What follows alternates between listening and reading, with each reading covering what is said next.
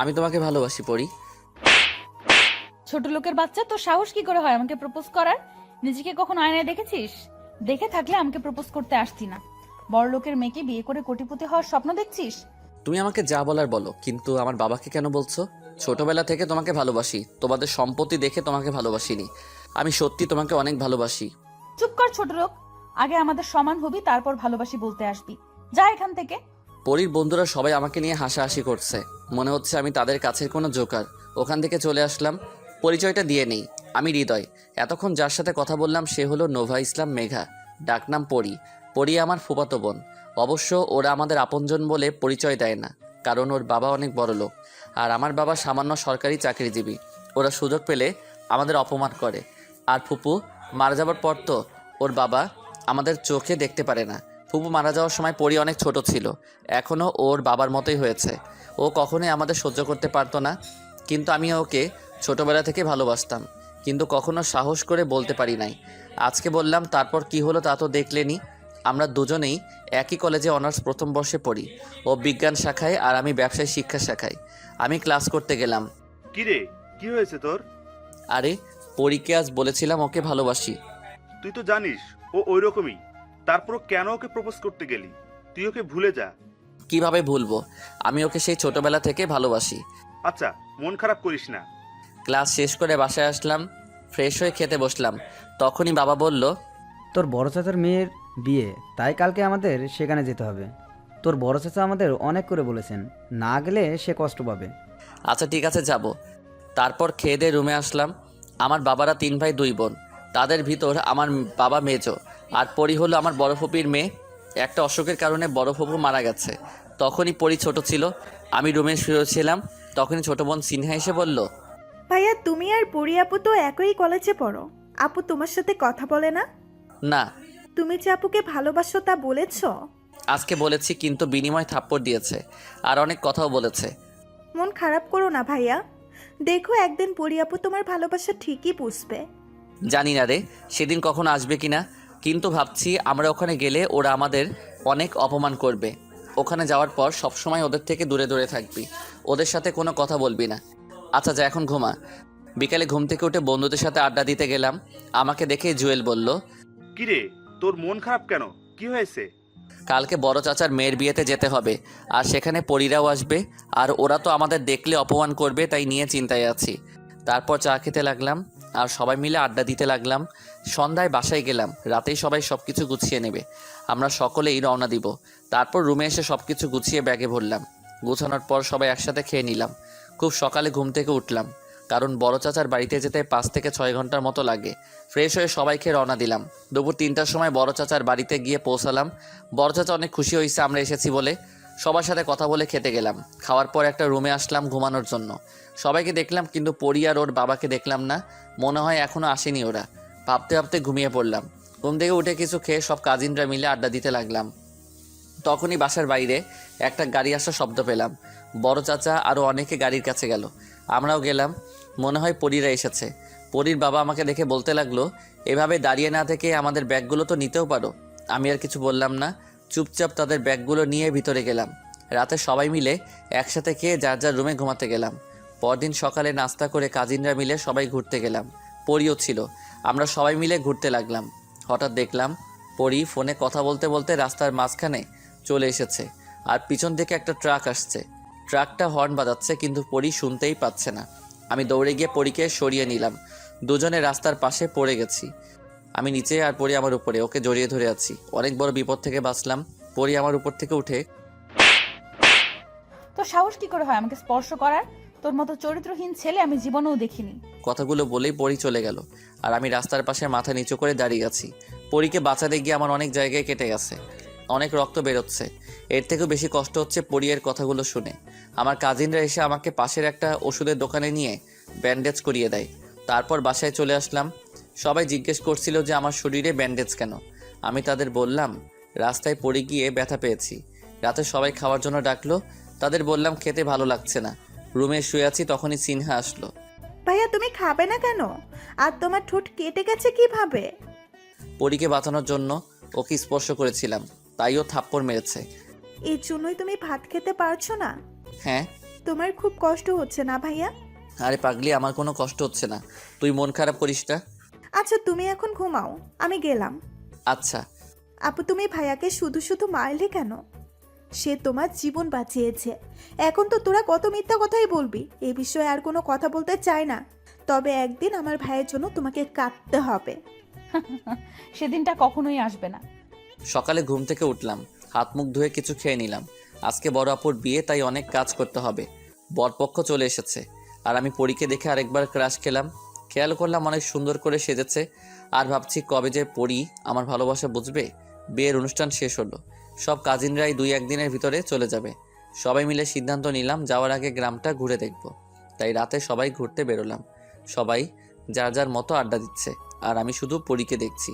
হঠাৎ দেখলাম পরী মোবাইলে কথা বলতে বলতে অন্যমনস্ক হয়ে পড়েছে।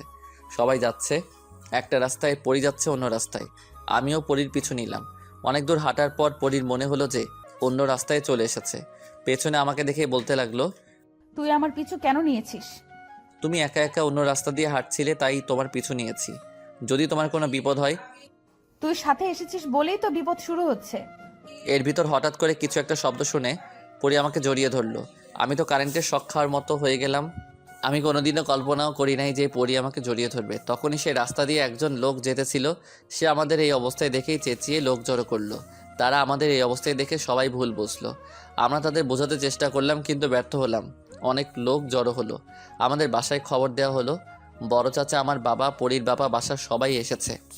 বড় চাচা, আমার বাবা, পরীর বাবা, তাদের মান সম্মানের ব্যাপার, তাই সবাই মিলে সিদ্ধান্ত নিল যে আমাদের বিয়ে দিয়ে দিবে। কিন্তু পরী আমাকে কিছুতেই বিয়ে করতে রাজি হচ্ছে না।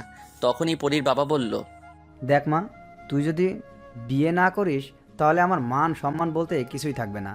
আর তাছাড়া আমি একদিন শুধুই হৃদয়ের বাবাকে অপমান করে এসেছি। তাকে তো অপমান করার পরেও সে আমাকে তার বোনের জামাই হিসেবে সম্মান করে। আর হৃদয় অনেক ভালো ছেলে, দেখবি ও তোকে অনেক সুখে রাখবে। বাবা, আমি কিছুতেই ওকে বিয়ে করতে পারবো না। তুই যদি এই বিয়ে না করিস তাহলে আমার আত্মহত্যা ছাড়া আর কোনো পথ থাকবে না। তারপর পরী বাধ্য হয়ে বিয়েতে রাজি হলো। কাজী ডেকে আমাদের বিয়ে পড়ানো হলো। সবাই মিলে আমাদের বাসরঘর সাজিয়ে দিল। রাত 12টার সময় বাসর ঘরে প্রবেশ করলাম। ছোট লোকের বাচ্চা, তুই আমার জীবনটা নষ্ট করে দিয়েছিস। তুমি আমাকে যা বলার বলো, কিন্তু আমার বাবাকে কেন গালি দিচ্ছ? তোকে কে বলেছে আমার পিছু পিছু যেতে? তুই যদি না আসতি তাহলে এসবের কিছুই হতো না। সব কিছু ভুলে গিয়ে চলো আমরা নতুন করে শুরু করি। তুই আর একটা কথা বলবি না। তোমার বয়ফ্রেন্ড আছে, আগে তো বলনি। তুই কে যে তোকে বলতে হবে? এতদিন পরীর করা অপমানে যতটা না খারাপ লেগেছে, তার চেয়ে বেশি খারাপ লেগেছে তার বয়ফ্রেন্ড আছে কথা শুনে। ঠিক আছে, তুমি শুধু এই 6 মাসে আমার বাবা মায়ের সাথে একটু ভালো ব্যবহার করো। তোর বাবা মায়ের সাথে ভালো ব্যবহার করব মানে? আমি তো তোদের বাড়িতে থাকছি না। মানে বুঝলাম না তোমার কথা। এখন বোঝা লাগবে না, কালকে ঠিকই বুঝতে পারবি। আর এখন আমাকে বিরক্ত করবি না। তুই নিচে ঘুমাবি আর আমি খাটে। এই শীতে আমি কিভাবে নিচে ঘুমাবো, তাও আবার কোনো বালিশ চাদর ছাড়া? কিভাবে ঘুমাবি তুই ভালো জানিস। এই বলে পরী ঘুমাতে গেল। আমি কোনো রকম নিচে শুয়ে পড়লাম। সকালে ঘুম থেকে উঠে ফ্রেশ হয়ে সবার সাথে নাস্তা করলাম। আজকেই সবাই চলে যাব। নাস্তা করার পর পরী আমার বাবাকে বলল, বাবা, বলছিলাম কি, আমাদের পড়াশোনা তো এখনো শেষ হয় নাই। আর আপনাদের বাসা থেকে আমাদের কলেজ অনেক দূর। তাই বলছিলাম কি, আমাদের লেখাপড়া শেষ না হওয়া পর্যন্ত যদি আমরা আমাদের বাড়িতে থাকি, তাহলে আপনার কোনো আপত্তি আছে? যদি আপনার আপত্তি থাকে তাহলে থাকবো না, কিন্তু এতে আমাদের দুজনের পড়াশোনার জন্য ভালো। আপনি একদমই চিন্তা করবেন না বাবা, আমি সবসময় ওর খেয়াল রাখবো। একদম চিন্তা করবেন না, আপনার ছেলে আমাদের এখানে ভালোই থাকবে। তোমরা থাকতে আর কিসের চিন্তা। আমি শুধু তাদের কথা শুনতে থাকলাম, কিছুই বলতে পারলাম না, কারণ এখানে আর আমার কথার কোনো গুরুত্ব নেই। পরী এমনভাবে সবাইকে বলল যে আমার কথা কেউ বিশ্বাস করবে না। এর জন্যই রাতে পরী এভাবে বলেছিল। বড় চাচার বাড়ি থেকে যে যার মতো চলে গেলাম, আর আমি পরীর সাথে ওদের বাড়িতে আসলাম। পরী আমাকে ওর রুমে নিয়ে গেল। রুমে নিয়ে বলল, আজ থেকে আমার সব কথা তোকে শুনতে হবে। যদি না শুনিস তাহলে বুঝতে পারছিস যে কি হবে। এর জন্যই বুঝি আমাকে এখানে নিয়ে এসেছো। তুই যা ভাবতে পারিস। আমিও দেখব তুমি আমাকে কত অপমান করতে পারো। তোমার অপমান আমি তোমার ভালোবাসা হিসেবে নিব। আর কখনো আমার সামনে ভালোবাসার কথা বলতে আসবি না। তোকে কতবার বলবো আমি তোকে ভালোবাসি না? ভালো তো তোমাকে একদিন বাঁচতেই হবে। সেদিন কোনো দিনই আসবে না। এই বলে পরী চলে গেল। রাতে খেয়ে ঘুমাতে গেলাম। পরী খাটে আর আমি নিচে শুয়ে আছি। সকালে পরীর আগেই আমি ঘুম থেকে উঠলাম। পরীর দিকে তাকিয়ে দেখি ও এখনো ঘুমিয়ে আছে। ঘুমন্ত অবস্থায় পরীকে অনেক সুন্দর লাগছিল। চুলগুলো পরীর মুখে সামনে এসে পড়েছে। আমি একবার ভাবলাম চুলগুলো সরিয়ে দিব, তারপর আবার মনে হলো পরী যদি জেগে যায় তাহলে তো আমাকে ভুল বুঝবে, যা হওয়ার হবে। আমি তো পরীর স্বামী, বাইরে তো কেউ না, আর ও এখনও ঘুমিয়ে আছে। পরী চুলগুলো সরিয়ে দিলাম। পরীকে এত কাছ থেকে কখনোই দেখি নাই, তাই আর লোভ সামলাতে পারলাম না। পরী গেলে কিস করে দিলাম, আর তখনই পরী জেগে গেল। কুত্তার বাচ্চা, তোর সাহস কি করে হয় আমাকে কিস করার? আমি ইচ্ছে করে করিনি, কিভাবে যে হয়ে গেল। চুপ কুত্তার বাচ্চা, তোদের মতো লুচ্চা বদমাইশ এছাড়া আর কি করতে পারে? আর কখনো তুই আমাকে স্পর্শ করবি না। এই বলেই পরী চলে গেল। নাস্তা করে আমাকে রেখে গাড়ি নিয়ে কলেজে চলে গেল। তারপর আমি আমার মতোই কলেজে গেলাম। কলেজের বন্ধুদের কাউকে বলি নাই আমার আর পরীর ব্যাপারে। কলেজে গিয়ে দেখি পরী ওর বন্ধুদের সাথে আড্ডা দিচ্ছে। ওর ছেলে বন্ধুরা ওর গায়ে পড়ছে, কিন্তু পরী কিছুই বলছে না। আড্ডা দিবে ভালো কথা, তাই বলে ছেলেরা গায়ে পড়বে আর ও কিছুই বলবে না? আগে হলে মেনে নেওয়া যেত, কিন্তু এখন তো ও অন্য কারোর বউ। না, আমি আর এসব দেখতে পারছি না। সোজা পরীর কাছে গিয়ে বললাম, পরী, তোমার সাথে আমার কথা আছে। এই ছোট লোকের বাচ্চা, আমার সাথে তোর আবার কিসের কথা? যা বলার এখানে বল। তুমি তোমার বন্ধুদের সাথে আড্ডা দিচ্ছ ভালো কথা, তাই বলে তারা তোমার গায়ে এসে পড়বে আর তুমি কিছুই বলবে না?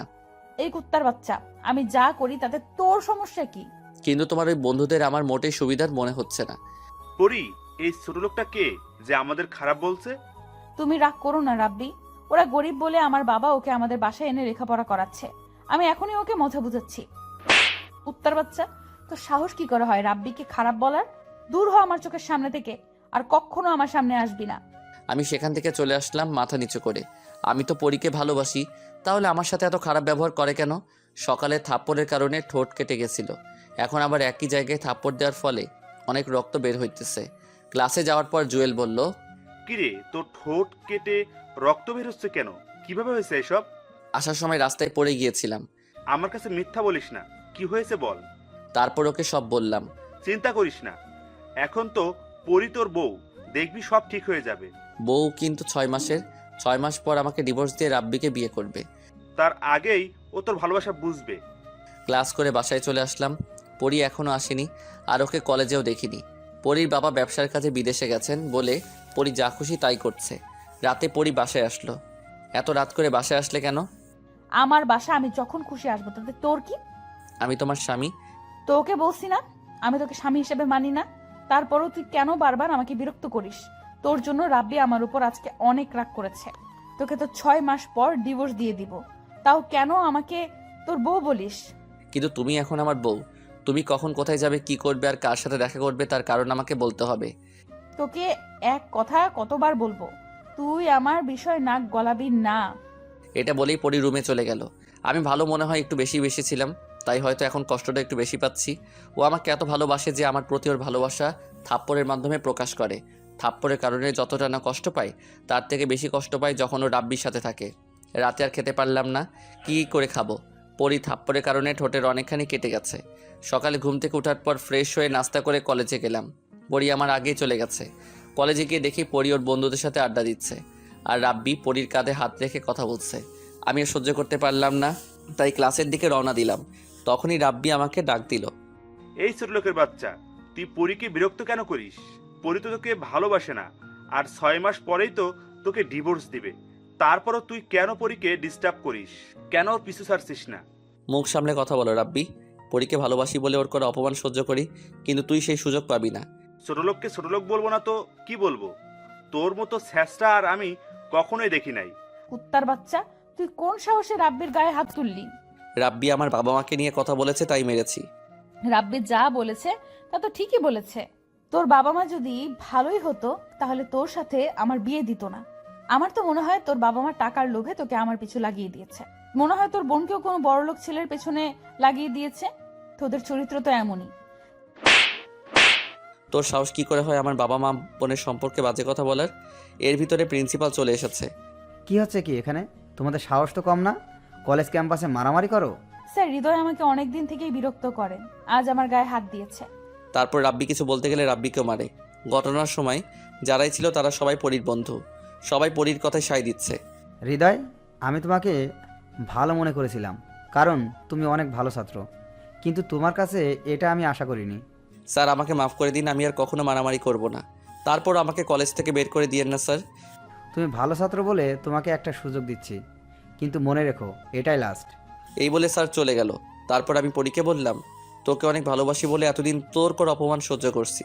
আজকে তুই আমার মা বাবা আর কলিজার টুকরো বোনকে অপমান করেছিস। এরপর তোকে আমি কোনোদিন মাফ করব না। এখন তো তোর প্রতি আমার আর ভালোবাসা নেই, আছে শুধু ঘৃণা। একটা কথা মনে রাখিস, তোকে একদিন আমার জন্য কাঁদতে হবে। আফসোস, সেই দিনটা কখনো আসবে না। দেখা যাবে 6 মাস পর তোর কাছে ডিভোর্স লেটার পাঠিয়ে দিব। এই বলে চলে আসলাম। সরাসরি আমার বাসায় আসলাম। গিয়ে আমার বাবা মাকে সব খুলে বললাম। কিন্তু এতদিন এত কষ্টে ছিলি, আমাকে বলিসনি কেন? চিন্তা করিস না, দেখবি একদিন ঠিকই ওর ভুল বুঝতে পারবে। যাক, এতদিনে ছোট লোক পিছু ছাড়লো, এখন থেকে শান্তিতে থাকতে পারবো। কেমন আছো বাবা? ভালো আছি মা, তুই কেমন আছিস? ভালো বাবা। তা তোমার আর কিছুদিন পরে আসার কথা ছিল? কাজ তাড়াতাড়ি শেষ হয়ে গেল, তাই চলে আসলাম। তা তুই একা কেন? হৃদয় কোথায়? ও চলে গেছে। চলে গেছে মানে? এ তুই কি করেছিস? তুই ওর সাথে এমনটা কিভাবে করতে পারলি? বাবা, আমি ওকে ভালোবাসি না, শুধু তোমার মান সম্মানের জন্য ওকে বিয়ে করেছি। আর ও রাব্বির গায়ে হাত তুলেছে। ভুলে যাস না, ও এখন তোর স্বামী। শুধু 6 মাসের, তারপর ওকে ডিভোর্স দিয়ে দিব। তুই আবারও ভুল করছিস। মেয়েদের বিয়ে একবারই হয়। ওর বিষয়ে আমি আর কথা বলতে চাচ্ছি না। আর তুমি চাও না আমি সুখে থাকি? সব বাবারাই চায় তার মেয়ে সুখে থাকুক। আমি শুধু তোমার ভুলটা ধরিয়ে দিচ্ছি। আমি কোনো ভুল করছি না বাবা, আমি রাব্বির সাথে সুখে থাকবো। যা সিদ্ধান্ত নিবি বুঝে শুনে নিস, পরে যাতে পস্তাতে না হয়। রাতে শুয়ে শুয়ে ভাবছি কিভাবে পারলো পরি আমাকে এতটা অপমান করতে। পরের দিন কলেজে গেলাম। যাওয়ার পর জুয়েল বলল, যা হয়েছে সবকিছু ভুলে যা, তুই নতুন ভাবে শুরু কর। তোর কি মনে হয় আমি দেবদাস হয়ে থাকবো? মানে? আমার মনে এখন পরির জন্য কোনো ভালোবাসা নেই, তাই এখন আর ওর কথা ভেবে কষ্ট পাবো না। আমি যেমন ছিলাম তেমনই থাকবো, আগের মতোই সবার সাথে আড্ডা দিব। ভালো বলেছিস, ওই মেয়ের জন্য কেন তুই কষ্ট পাবি?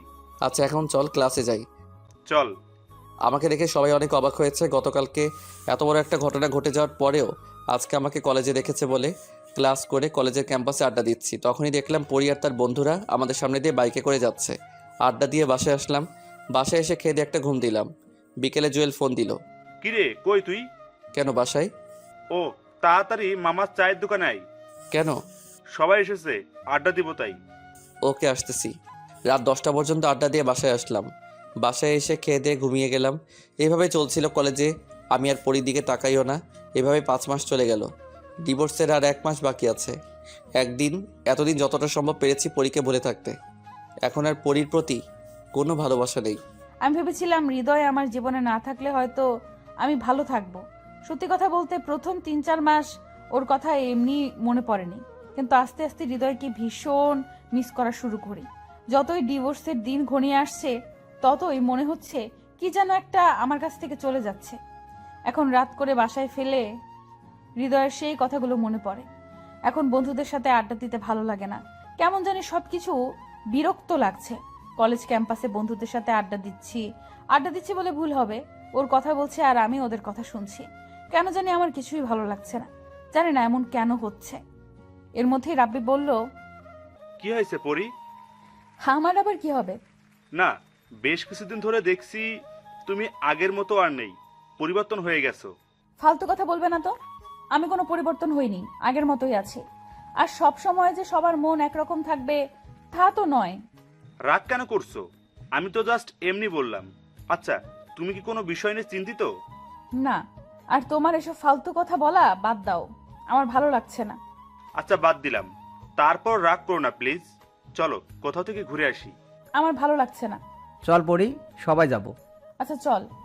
ইচ্ছে না থাকা সত্ত্বেও ওদের সাথে ঘুরতে গেলাম আর রাব্বির কথাগুলো ভাবতে থাকলাম। আমি কি সত্যিই বদলে গেছি? কিন্তু কেন? কিছুদিন ধরে দেখছি আমি হৃদয়কে নিয়ে বেশি ভাবছি, ওকে নিয়ে বেশি চিন্তা করছি, অনেক মিস করছি। যতই ভুলে থাকার চেষ্টা করি ততই আরো বেশি মনে পড়ে যায় ওর কথা। আর কিছু ভাবতে পারছি না, মনে হয় পাগল হয়ে যাব। বন্ধু দেখ, পুরীর জায়গাটা অনেক সুন্দর, সবাই কত আনন্দ ফুর্তি করছে, আর তুই কেন পাগলের মতো আচরণ করছিস? কার কথা বলছিস? হৃদয়। কি বলছিস এসব? হ্যাঁ, আমি ঠিকই বলছি। অনেক চেষ্টা করি ওকে ভুলে থাকার জন্য, কিন্তু তারপরও কেন জানি চোখের সামনে চলে আসে। জানি না আমার এরকম কেন হচ্ছে। তুই হৃদয়কে ভালোবেসে ফেলেছিস? কি বলছিস এসব? আমি ওকে কখনো ভালোবাসবো না, আমি তো রাব্বিকে ভালোবাসি। তুই মুখে বলছিস সে কথা, কিন্তু তোর পরিবর্তন তোকে বলে দিচ্ছে। তুই হৃদয়কে ভালোবেসেছিস। না, এটা কখনো হতে পারে না। তুই বিশ্বাস না করলেও এটা সত্যি। পরি চলো, তোমাকে বাসায় দিয়ে আসি। চলো। পরি, সন্ধ্যায় তৈরি থেকেও, আমি তোমাকে নিয়ে যাব কোথায়? পার্টিতে। আচ্ছা, আমি রেডি থাকবো। বাসার ভেতরে চলে আসলাম। এতক্ষণ যাও ভালো ছিলাম, বাসায় আসার পর আবার মন খারাপ হয়ে গেল। তুই কোনো কিছু চিন্তা করিস না মা। না বাবা, আমার কিছুই হয়নি। আমি রুমে গেলাম। আচ্ছা, যা রুমে গিয়ে বিশ্রাম নে, ভালো লাগবে। সন্ধ্যায় পার্টিতে যাওয়ার জন্য তৈরি হলাম। এর ভেতরে রাব্বি ফোন দিল। নিচে নেমে ওর সাথে পার্টিতে গেলাম। আগে পার্টিতে আসলে অনেক আনন্দ ফুর্তি করতাম, কিন্তু আজকে কিছুই ভালো লাগছে না। সবাই আনন্দ ফুর্তি করছে আর আমি এক জায়গায় বসে আছি। পরি চলো ডান্স করি। আমার ভালো লাগছে না। আরে চলো, অনেক ভালো লাগবে। দেখো সবাই ডান্স করছে। আমি করব না, প্লিজ আমাকে জোর করো না। তোমার কি হয়েছে আজ পরি? বেশ কিছুদিন ধরে তোমার আচরণ আমার কাছে কেমন জানি লাগছে। বললাম তো আমার কিছুই হয়নি, আর এখন ডান্স করতে ভালো লাগছে না। তোমার শুধু আজকে ভালো লাগছে না তা কিন্তু নয়, যখন সবাই মিলে আড্ডা দেই তখনও তুমি মন মারা হয়ে থাকো। আর ওই দিন তুমি ঘুরতে যেতেও চাওনি। আর তার থেকে বড় কথা হলো, তুমি আগের মতো আর আমার সাথে কথা বলো না। আমার তো মনে হয় তুমি কোনো বিষয় নিয়ে চিন্তিত। আমাকে আর বিরক্ত করো না তো, আমাকে একটু একা থাকতে দাও প্লিজ। আচ্ছা তুমি থাকো। রাব্বি চলে গেল। একটু পর আবার এসে বলল, আসো ড্রিঙ্ক করি। আমার ভালো লাগছে না আজকে। রাব্বি প্লিজ আমাকে বিরক্ত করো না। আমি কিছু বললেই তো এখন ভালো লাগবে না, মন তো এখন অন্য জায়গায় পড়ে আছে। মানে কি বলতে চাইছো তুমি? যা বলছি ঠিকই বলেছি, এখন তো গায়ে লাগবেই। তা হৃদয় তোমাকে বাসর রাতে কি এমন দিয়েছিল যার জন্য ওকে এখনো ভুলতে পারছো না? চুপ করো রাব্বি, আর একটা বাজে কথা বলবে না। অনেক হয়েছে, আর একটা বাজে কথা বলবি না। তোর জন্য হৃদয়ের সাথে আমার বিয়ে হওয়া সত্ত্বেও ওকে ভুল বুঝেছি। দিনের পর দিন ওকে অপমান করেছি, তারপরও ও কিছু বলে নাই, কারণ ও আমাকে ভালোবাসতো। আমি ওর বিয়ে করা বউ থাকা সত্ত্বেও ও আমাকে ছুঁয়ে পর্যন্ত দেখেনি। আমি ওকে ভালোবেসে ফেলেছি, অনেক বেশি ভালোবেসে ফেলেছি। আর কখনোই তুই আমার সামনে আসবি না, আর আমার সাথে যোগাযোগ করার চেষ্টা করবি না। ওখান থেকে চলে আসলাম। রাতে শুয়ে শুয়ে ভাবতে থাকলাম, হৃদয় কি আমাকে আর কখনো মাফ করবে? ডিভোর্সের তো আর 10 দিন বাকি। ও তো বলেছিল আমার কাছে ডিভোর্স লেটারটা পাঠিয়ে দিবে। না, আমি ওকে কিছুতেই ডিভোর্স দিব না। দরকার হলে মারা যাব, তারপরেও না। সকালে আমার সব জিনিসপত্র একটা ব্যাগে ভরলাম। বাসা থেকে বের হব, তখনই বাবা বলল, ব্যাগ নিয়ে কোথায় যাচ্ছিস মা? শ্বশুর বাড়িতে। মানে? আমি হৃদয়দের বাড়িতে যাচ্ছি। আমি ওকে ভালোবেসে ফেলেছি বাবা, ওকে ছাড়া আমি থাকতে পারবো না। জানি না ও আমাকে মাফ করবে কিনা। আমি ওর সাথে অনেক খারাপ ব্যবহার করে ফেলেছি বাবা, তাই ওদের বাড়িতে চলে যাচ্ছি বাবা। তাহলে চল, আমিও তোর সাথে যাব। না বাবা, ভুল যেহেতু আমিই করেছি, তাই আমায় তা ঠিক করতে হবে। আমি গেলাম। আচ্ছা যা। সকালে ঘুম থেকে উঠে ফ্রেশ হয়ে সবাই মিলে নাস্তা করতেছি, তখনই কে যেন কলিং বেল বাজালো। বাবা গিয়ে দরজা খুলে দিল। তুমি এখানে কি চাও? আমাকে মাফ করে দিন বাবা, আমি অনেক বড় ভুল করে ফেলেছি। জানি তা মাফের অযোগ্য, তারপরও একটি সুযোগ দিন বাবা। হৃদয় তো তোমাকে পাগলের মতো ভালোবাসতো, আর তুমি ওকে দিনের পর দিন অনেক অপমান করেছো। আমি মানছি আমি অনেক ভুল করেছি, তারপরও আমাকে শেষবারের মতন একটা সুযোগ দিন বাবা। আমি কথা দিলাম বাবা, আর কোনো দিন এমন কাজ করব না। আমি যে তাকে ছাড়া বাঁচতে পারবো না। আরে আরে, কাঁদতে হবে না। তুমি তোমার ভুল বুঝতে পেরেছো, এটাই আমরা অনেক খুশি। আমাদের বিশ্বাস ছিল তুমি একদিন তোমার ভুল বুঝতে পারবে। আসো ভিতরে আসো। ও এখানে কেন বাবা? ও থাকবে না তো কে থাকবে? এটা তো ওরও বাড়ি। মানে? দেখ বাবা, পরি ওর ভুল বুঝতে পেরেছে, তুই ওকে মাফ করে দে। আবার নতুন কোনো প্ল্যান নিয়ে এখানে এসেছে? সাপকে বিশ্বাস করা যায়, তবু আমি ওকে বিশ্বাস করি না। হৃদয় আমাকে মাফ করে দাও, আমি আমার ভুল বুঝতে পেরেছি। আমি আর কখনো তোমাকে কষ্ট দিব না। আমাকে মাফ করে দাও প্লিজ। তুই কোন সাহসে আমার হাত ধরেছিস? আমার হাত ধরার অধিকার তোর নেই। হৃদয়, ওর সাথে এই রকম ব্যবহার কেন করছিস? পরিমা, তুমি খেতে এসো। ওর মতো মেয়ের সাথে এক টেবিলে বসে খাওয়ার কোনো ইচ্ছা আমার নেই। আমি গেলাম। এই বলে রাগ করে খাবার না খেয়ে বাসা থেকে বের হয়ে গেলাম। সবাই পরীকে মাফ করলেও আমি করব না। অনেক ভালোবাসতাম ওকে, তাই তো ওর সব করা অপমান মুখ বুজে সহ্য করতাম। কিন্তু এখন আমার মনে ওর জন্য ঘৃণা ছাড়া আর কিছুই নেই। বাইরের হোটেল থেকে নাস্তা করলাম, সারাদিন বন্ধুদের সাথে আড্ডা দিলাম। রাত 10টায় বাসায় গেলাম। কলিং বেল বাজানোর পর পরি এসে দরজা খুলল। তুই এখনো এখান থেকে যাসনি কেন? তোকে আমার সহ্য হয় না, যা তুই এখান থেকে। আমি আমার স্বামীর বাড়িতে আছি, যাব কেন? চুপ কর। কে তো স্বামী? 6 মাস পূরণ হলেই তোকে ডিভোর্স দিয়ে দিব। আমি অনেক বড় অন্যায় করে ফেলেছি, দয়া করে আমাকে শেষবারের মতন একটা সুযোগ দাও, আমাকে মাফ করে দাও প্লিজ। আমি আর এরকম জীবনেও করব না, কথা দিচ্ছি। আর কখনো তোমার সাথে খারাপ ব্যবহার করব না, তোমাকে কষ্ট দিব না। তুমি যা বলবে তাই করব, দরকার হলে তোমাদের বাসায় কাজের লোক হয়ে থাকবো। তারপরেও আমাকে ডিভোর্স দিও না, আমি তোমাকে ছাড়া বাঁচতে পারবো না। এবার তোর অভিনয় করা বন্ধ কর, আমি তোকে আর বিশ্বাস করছি না। এই বলে নিজের রুমে যেতে লাগলাম। তখনই বাবা বলল, তুই এত রাত পর্যন্ত বাসার বাইরে কেন ছিলি? আর এখন এসেই পরীর সাথে চিল্লাচিল্লি করছিস? বাবা তুমি যতই বলো না কেন, আমি আর ওর ফাঁদে পা দিচ্ছি না। চুপ কর, মেয়েটি তোর জন্য সেই সকাল থেকে না খেয়ে বসে আছে। যা, হাত মুখ ধুয়ে খেতে আয়। এটা ওর একটা ফাঁদ। দেখো কি যেন একটা মতলব নিয়ে বাড়িতে এসেছে, আর আমি বাইরে থেকে খেয়ে এসেছি, এখন খাবো না। এই বলে রুমে চলে আসলাম। অনেকক্ষণ পর পরিও রুমে আসলো। তুই এই রুমে কেন এসেছিস? বারে, এটা তো আমারও রুম। তোর রুম মানে? এটা শুধু আমার রুম, তুই এখান থেকে বের হ। হৃদয় প্লিজ আমাকে মাফ করে দাও, আমি আর কখনো এরকম করব না। তোর সাহস কি করে হয় আমাকে জড়িয়ে ধরার? মনে আছে একদিন তোকে স্পর্শ করেছিলাম বলে তুই আমার গালে থাপ্পড় মেরেছিলি, ছোট লোক বলে অপমান করেছিলি, আর এখন সেই তুই আমায় জড়িয়ে ধরেছিস? তোর কি মনে হয় তুই আমায় জড়িয়ে ধরলে আমি তোর মায়ায় পড়ে যাব? কখনোই না। ভালোভাবে বলছি, কাল সকালে তুই এই বাড়ি ছেড়ে চলে যাবি।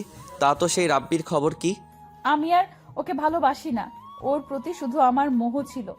কি গ্যারান্টি আছে কালকে আবার অন্য ছেলের মোহে পড়ে আমায় ভুলে যাবি? তোর মতো মেয়েরা এছাড়া আর কি করতে পারে? বিশ্বাস করো, আমি সত্যি তোমাকে অনেক বেশি ভালোবাসি। আর একটা সুযোগ দাও আমাকে তোমাকে ভালোবাসার। তোর ন্যাকা কান্না বন্ধ করে এখনই রুম থেকে বের হ, আমি ঘুমাবো। কোথায় যাব? আর এটা তো আমারও রুম। আর এখন যদি আমাকে বের করে দাও তাহলে বাবা মা কিন্তু তোমায় খারাপ ভাববে। তারপর বললাম, থাক, তোকে রুম থেকে বের হতে হবে না, এই রুমে নিচে শুয়ে পড়ো। আর মনে থাকে যেন বিছানায় আসার চেষ্টাও করবি না, আসার চেষ্টা করলে কিন্তু খুব খারাপ হবে। সকালে ঘুম থেকে উঠে দেখলাম পরি আমার আগে ঘুম থেকে উঠে গেছে আর মাকে নাস্তা করতে সাহায্য করতেছে। ভালোই, মা বাবার বোনকে পটিয়ে ফেলেছে, কিন্তু আমি ওকে কোনোদিনও মাফ করতে পারবো না। ওকে বলেছিলাম একদিন ওকে আমার জন্য কাঁদতে হবে, আর আজ সেই দিন এসে গেছে। ফ্রেশ হয়ে নাস্তা করতে গেলাম, বাবাকে গিয়ে বললাম, বাবা ও আর কতদিন আমাদের বাড়িতে থাকবে? আর কতদিন থাকবে মানে? ও আমাদের বাড়ির বউ, তাই সব সময় আমাদের বাড়িতেই থাকবে। কিন্তু আমি ওকে বউ হিসেবে মানি না, আর কোনোদিন মানতেও পারবো না। ও বাসর রাতে আমার কাছে ডিভোর্স চেয়েছিল, তাই 6 মাস শেষ হলে ওকে আমি ডিভোর্স দিয়ে দিব। তুমি যা বলবে আমি তাই করব, দরকার হলে তোমাদের বাড়ির কাজের লোক হয়ে থাকবো। তারপরেও আমাকে ডিভোর্স দিবে না প্লিজ। তোর মতো কাজের মেয়ের আমাদের দরকার নেই। হৃদয় চুপ কর, ওর সাথে এইরকম ব্যবহার করছিস কেন? আর একটা কথাও এখানে হবে না, চুপচাপ পরীকে নিয়ে কলেজে যা, আর এটা আমার আদেশ। রিক্সা থেকে নাম। নামবো কেন? এখনো তো কলেজ আসেনি। তোর কি মনে হয় তোকে নিয়ে আমি কলেজে যাব? কখনো না। আর এখন এখান থেকে নেমে তুই তোর মতো কলেজে যাবি, আর আমি আমার মতো কলেজে যাব। খবরদার, যদি তুই কলেজে আমার সাথে কথা বলতে আসিস তাহলে খুব খারাপ হবে। তারপর ওকে নামিয়ে দিয়ে আমি আমার মতো কলেজে গেলাম। কলেজে আসার পর জুয়েলকে বললাম, দোস্ত একটা মহা বিপদে পড়েছি আমি। পরি আমাদের বাড়িতে চলে এসেছে আর বলে কিনা আমি ওর স্বামী, এটা ওর শ্বশুর বাড়ি। তার মানে পরি তোকে কি মেনে নিয়েছে? তাহলে তো আর কোনো সমস্যায় থাকলো না। মাথা খারাপ হয়ে গেছে তোর? আমি ওকে কখনো ভালোবাসবো না। তুই কি ভুলে গেছিস ও আমার সাথে কি কি করেছে? কিছুই ভুলিনি আমি, সব কিছুই আবার মনে আছে। কিন্তু তোর এটা মনে রাখতে হবে যে পরি তোর বিয়ে করা বউ। শুধু আর কিছুদিনের বউ, 6 মাস পূর্ণ হলেই তো ওকে ডিভোর্স দিয়ে দিব। মাথা খারাপ হয়ে গেছে তোর? যখন সব কিছু ঠিক হয়ে গেছে তখন আবার ওকে ডিভোর্স কেন দিবি? ও আমার কাছে ডিভোর্স চেয়েছিল, আর এটা ওর কোনো ফাঁদ। ওকে আর আমি বিশ্বাস করতে পারছি না। হঠাৎ করে এমন কোনো সিদ্ধান্ত নিবি না যার জন্য তোকে পস্তাতে হবে। যাই হোক, এখন এসব বাদ দে তো, চল ক্লাসে যাই। চল। ক্লাস করে আমিও একাই বাসায় চলে আসলাম। বাসায় আসার পর বাবা জিজ্ঞেস করলো, কিরে তুই একা কেন, পরি কোথায়? পরীর ক্লাস এখনো শেষ হয় নাই। তারপর রুমে গিয়ে ফ্রেশ হয়ে খাবার খেতে লাগলাম। খাবার খেয়ে রুমে শুয়ে আছি। অনেকক্ষণ পর আমার ঘুম ভাঙলো কোনো উষ্ণ ছোঁয়ায়। তাকিয়ে দেখি পরি আমাকে জড়িয়ে ধরে শুয়ে আছে। ওকে অনেক সুন্দর লাগছে। ইচ্ছে করছে মাথায় হাত বুলিয়ে দিতে, কিন্তু আমার মন তা বাধা দিল। আমি ওকে জোরে ধাক্কা দিয়ে আমার কাছে থেকে সরিয়ে দিলাম। আর বললাম, তোর সাহস কি করে হয় আমাকে জড়িয়ে ধরার? তুমি আমার স্বামী আর তোমাকে জড়িয়ে ধরার অধিকার আমার আছে। আর তুমি আমাকে সাথে করে নিয়ে আসলে না কেন? চুপ। আর একবারও তুই আমাকে স্বামী বলবি না। আর আমি কেন তোকে আমার সাথে করে নিয়ে আসবো? আর শোন, আজকের পর আর আমাকে জড়িয়ে ধরার চেষ্টাও করবি না। তুই মাত্র আর কিছুদিন এ বাড়িতে আছিস। 6 মাস পূর্ণ হলেই তোকে আমি ডিভোর্স দিয়ে দিব। আমি উকিলের সাথে কথা বলেছি। দয়া করে আমাকে ডিভোর্স দিও না। আমি আর কখনো তোমাকে জড়িয়ে ধরবো না। তুমি যা বলবে তাই করব। তোর ন্যাকা কান্না বন্ধ কর। আর এখন এই রুম থেকে বের হ। পরি এখন বাসার সব কাজ করে, মাকে আর কিছুই করতে দেয় না। মাঝে মাঝে ভাবি ও কেন এমন করছে। তাহলে কি সত্যি আমাকে ভালোবাসে? না, তা কি করে হয়? ও তো রাব্বিকে ভালোবাসে। রাব্বির জন্যই তো আমার কাছে ডিভোর্স চেয়েছিল, আমাকে অনেক অপমান করেছিল। কিন্তু ও যদি আমাকে ভালোই না বাসে, তো তাহলে এতদিন আমাদের বাড়িতে থাকতো না, আর বাসার সব কাজ করতো না। আমি ওকে তো অপমান করি, তারপরেও কিছু বলে না। তাহলে কি সত্যি পরি আমাকে ভালোবাসে? না, এটা ওর কোনো ফাঁদ। এভাবে চলছিল। অনেক অপমান করি ওকে, তারপর বাড়ি থেকে যায় না। ডিভোর্সের আর 2 দিন বাকি। সকালে নাস্তা করে অনিচ্ছা সত্ত্বেও পরীকে নিয়ে কলেজে গেলাম। প্রতিদিনের মতো আজকেও পরীকে কলেজের আগে নামিয়ে দিলাম। তারপর আমি আমার মতো কলেজে গেলাম।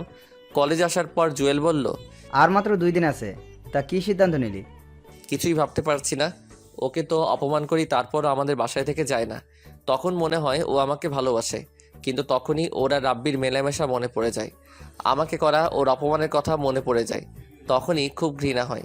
কিছুই ভাবতে পারছি না। চল ক্লাসে যাই। ক্লাস করে ক্যাম্পাসে হাঁটতেছি আর ভাবতেছি, তখনই একটা জায়গায় চোখ আটকে গেল।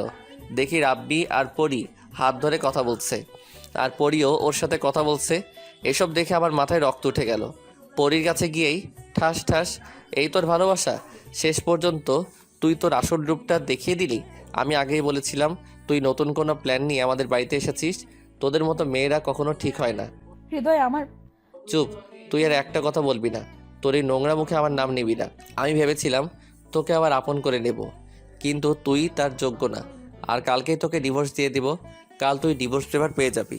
তারপর আর কখনো তোর মুখ আমাকে দেখাবি না। এই বলে ওখান থেকে চলে আসলাম। আর পরি দাঁড়িয়ে দাঁড়িয়ে কাঁদতেছে। বাসায় আসার পর খেয়ে দিয়ে ঘুমাতে গেলাম। ভাবছি পরি আবার আমাকে ধোকা দিল। আমি তোর কাছে যাইনি, ও তো আমার কাছে এসেছিল। এসব ভাবতে ভাবতে ঘুমিয়ে পড়লাম। ঘুম থেকে উঠে দেখি পরি আমার রুম পরিষ্কার করছে। ওকে দেখে আমার মাথায় রক্ত উঠে গেল। তোর কি কোনো লজ্জা শরম নেই? বাইরে ছেলের সাথে নষ্টামি করে এখন আবার আমাদের বাড়িতে এসেছিস। আসলে তো চরিত্রে ঠিক নেই। আমাকে মাফ করে দাও হৃদয়। আমি ওর সাথে কথা বলতে চাইনি। তোর আর কোনো কথা বলার দরকার নেই। তুই আজকে আমাদের বাসা থেকে চলে যাবি। দয়া করে আমাকে বাসা থেকে বের করে দিও না। তুমি আমার কথাটা তো একবার শোনো প্লিজ। তোর কোনো কথা শোনার প্রয়োজন আমার নেই। তুই যদি বাসা থেকে চলে না যাস, আমি নিজেকে নিজেই শেষ করে দিব। কারণ তোর সাথে একই বাসায় থাকার চেয়ে আত্মহত্যা অনেক ভালো।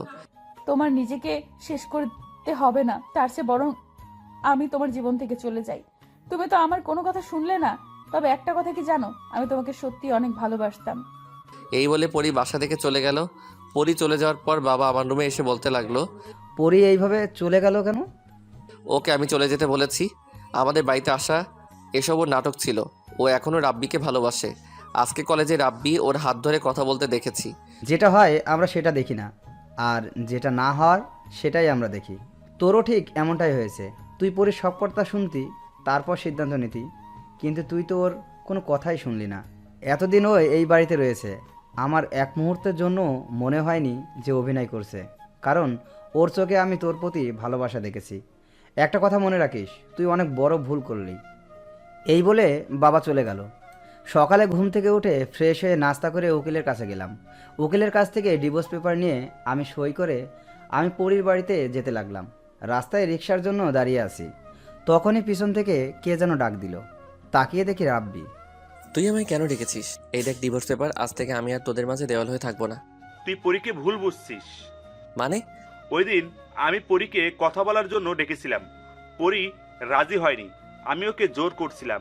আসলে আমি পরীর কাছে মাপ চাইতে গিয়েছিলাম। আমি পরীকে মন থেকে ভালোবাসিনি। ওর প্রতি শুধু আমার একটা মোহ ছিল। ওকে বলেছিলাম ও যেন তোকে নিয়ে সুখে থাকে, আর আমরা সারা জীবন বন্ধু হয়ে থাকতে চাই। আর তখনই তুই এসে ভুল বুঝলি। পরীকে কিছু বলার সুযোগই দিলি না। পরী সত্যি তোকে অনেক ভালোবাসে রে। এটা শোনার পর আমি ডিভোর্স পেপারটা ছিঁড়ে ফেললাম। তাড়াতাড়ি পরীদের বাসায় গেলাম। বাসায় গিয়ে দেখি দরজা খোলা। বাড়ির ভিতরে কাজের লোক আছে, আর আমি পরিদের বাড়িতে ছিলাম বলে সবাই আমাকে চেনে। তাদের কাছে কিছু না জিজ্ঞেস করেই সোজা পরির রুমে গেলাম। গিয়ে দেখি পরির রুমে নেই, বাথরুমের দরজা বাইরে থেকে বন্ধ। তাহলে কোথায় গেল পরি? তখনই টেবিলের উপর একটা কাগজের দিকে চোখ গেল। কাগজটা উঠিয়ে পড়তে লাগলাম।